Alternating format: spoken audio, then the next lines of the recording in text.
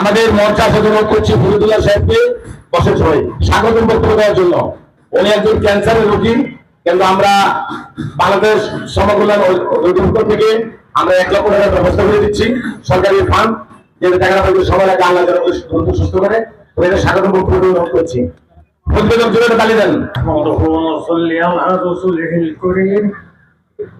أما بعد أعوذ بالله من الشيطان الرجيم بسم الله الرحمن الرحيم উপস্থিত আজকের সমাবেশের সম্মানিত প্রধান অতিথি, উপস্থিত আজকের সমাবেশের সম্মানিত প্রধান আকর্ষণ, উপস্থিত সম্মানিত সভাপতি মহোদয়, উপস্থিত সম্মানিত বিশেষ অতিথি, উপস্থিত দূর দূরান্ত থেকে আগত শান্তিপ্রিয় সম্মানিত সকল স্তরের উপস্থিতি, আসসালামু আলাইকুম ওয়া রাহমাতুল্লাহি ওয়া বারাকাতুহু।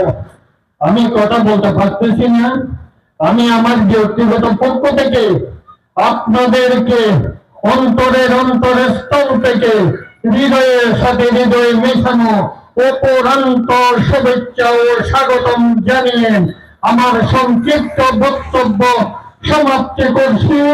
আমাদের আপনাদের সকলের জীবন সার্থক হোক, সুখের হোক, সুন্দর হোক, সফল হোক, আমি এই কামনা করি। পরম করুণাময় মহান রব্বুল আলামিন আমাদের আপনাদের সকলের সহায়তা হন। আল্লাহ হাফেজ। আসসালামু আলাইকুম ওয়া রাহমাতুল্লাহি ওয়া বারাকাতুহু।